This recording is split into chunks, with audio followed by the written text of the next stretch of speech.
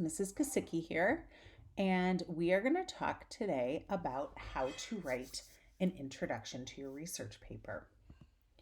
So, our question, what we're going to answer by the end of this keynote presentation, is how can I create an introductory paragraph that introduces the topic clearly and provides a focus with logically grouped information? So, you all should know what an introduction is, but it really is that first glimpse that your reader is going to get into your writing. And you want to hook your reader, you want them to want to read more. So, it should do the following three things. First, it should grab or hook your reader's attention. It should introduce your thesis statement, and then also some of your main supporting ideas or subtopics. And it should transition smoothly into your body paragraphs. So, the first sentence, or even first couple of sentences, is our hook or our attention grabber. And this is where we pull the reader in and make them want to keep reading. So, I'm going to share with you some different introduction starters called attention grabbers or hooks. And you can use these to get your writing kickstarted. So, here are the ones we're going to take a look at. There's the snapshot lead, an action lead, a question lead, interesting quote lead, and a shocking statement lead. And you can also do a combination of some of these, and I'll show you some examples of those. So now we're going to look at each one in more detail. Here's a snapshot lead. This type of lead begins by painting a picture for the reader, and it should include visual elements that appeal to your senses. So you're not actually putting a picture in your research paper, rather you are giving your reader this visual of what is going on. So it's painting that picture. So here's a great example. It says, children sit on wooden benches on a dirt floor of a one-room schoolhouse. They are surrounded by clay bowls that contain various shades of cobalt blue and berry red beads. These students are learning about circumference and other math-related skills by making traditional African bead necklaces. So maybe this research paper is about education in another country, in Africa.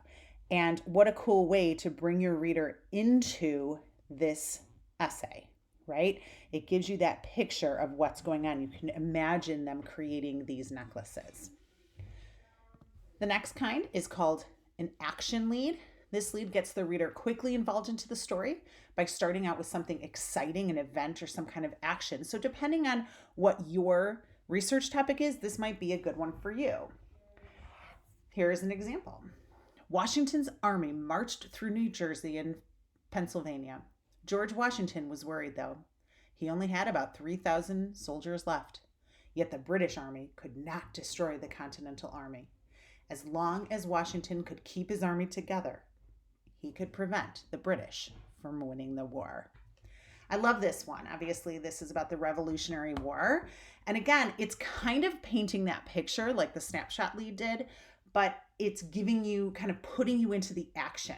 You could even describe, what's going on in the war. So some of you are doing events having to do with World War II or space or something like that. This might be that introduction that works well for your topic. Next, we have a question lead. I will always say this. The question has to be a good question. If you remember back to our Nile piece, don't do a question like, have you ever heard of the Nile River? Or do you like space? It's got to be something worth exploring. So it begins by asking the reader, notice the word, an interesting question. It should be a question that gets your reader thinking.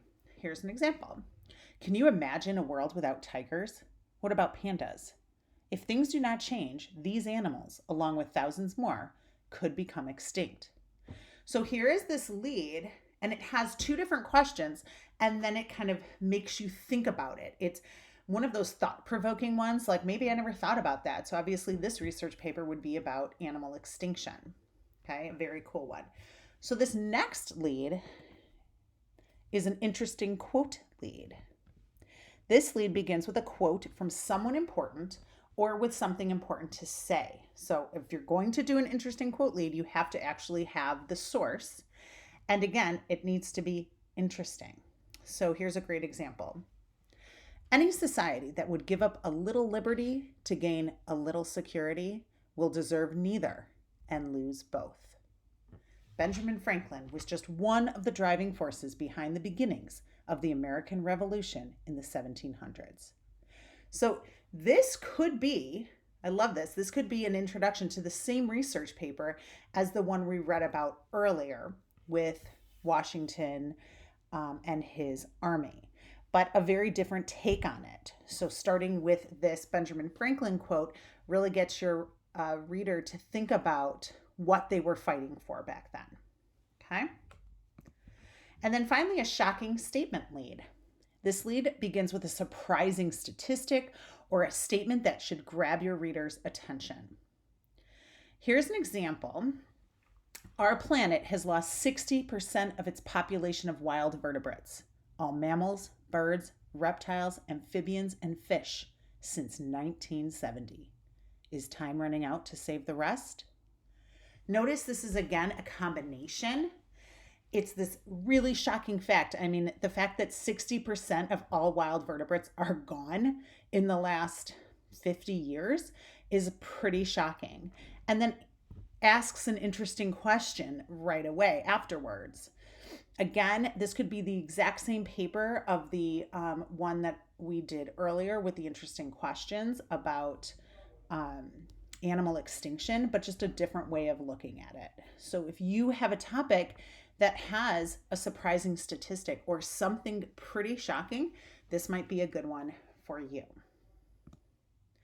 So now we've looked at some of these different types of leads. So you've got these tools in your toolbox, you know how to grab your reader's attention, but now we have to look at the overall structure. So we've got our first few sentences, that's the attention grabber or hook, but our introduction is not just that. What comes after it? Well, we need to include our thesis statement. Again, we worked on this when we did the Nile paper and with other types of papers. Your thesis statement or main idea statement is really important. This should be the focus of your entire essay. It should include your research topic's main idea as well as some of the body paragraph's main ideas. It cannot just be a statement of fact, okay? So it can't just be this paper is about animal extinction or now you are going to learn about animal extinction. It's not an announcement. I guess that's the word I'm looking for. It is drawing the reader into your paper and giving you that as a reader, it's giving kind of an overview of what this paper is going to be about. So here's the structure of an introduction. Here's an example of a completed introduction paragraph. Can you imagine a world without your favorite toy? No Legos, no teddy bears? This may soon be a reality. Technology has created a huge impact on toys. It has forced some toy companies to produce more tech-friendly toys and caused some toy companies to shut down altogether. So if we pick it apart, you'll notice the red is the attention grabber. I believe they did it as an interesting question. Then this thesis statement, technology has created a huge impact on toys. So this essay is going to be about how technology has impacted toys. And then it gives you a little bit of a taste of what else you're going to learn about more specifically, some of the subtopics. Notice forcing toy companies to produce more tech-friendly toys. You're going to have at least a paragraph on that. And also the impact it's had on shutting down some toy companies. There's a paragraph on that. Now, you guys are writing a 3 to 5 page paper, and you might have 5 or 6 subtopics. That does not mean you need a sentence in your introduction on every single subtopic. Choose a couple of the main ones to include with your thesis statement and work on a cohesive and concise introduction. All right, so now it's your turn. Using your research topics, you're going to create your own introduction. And here are the things, again, you have to remember to include in your introduction. You're going to grab your reader's attention and make them want to keep reading your essay. You're going to state your thesis clearly, connecting your main body subtopics, and then including a transition to the next paragraph. How are you going to get started into the rest of the paper? So for today and tomorrow, you have 2 days to complete 2 different introductions, which include all of those elements. Okay. And again, I stated them here so you don't forget. This is not just a hook. You're not just writing your attention grabber. You are writing 2 complete introductions. They can be similar, but I would love for you to try maybe 2 different types of introductions, the hooks, and kind of work out 2 different ones, and then Mrs. Salisbury and I can look through those and we can give you some feedback on what looks good and what might be the better or the stronger of the 2. Or we might even look at the 2 and say, okay, these are both great, but let's maybe do a combination. Okay, so work on really strong introductions. Again, 2 different ones that include all of these elements. All right, and for the most part, you're not going to use I in this entire research paper. There might be a few exceptions, but this is not your opinion. This is not, I went to the library and did research and I really like my topic and I hope you think my introduction is interesting. This is not talking to your reader. This is an expository 3rd-person paper. Okay, I will discuss more about this at our Zoom meeting. And if you have any questions, you can always email Mrs. Salisbury or myself. All right. Good luck and get writing, guys.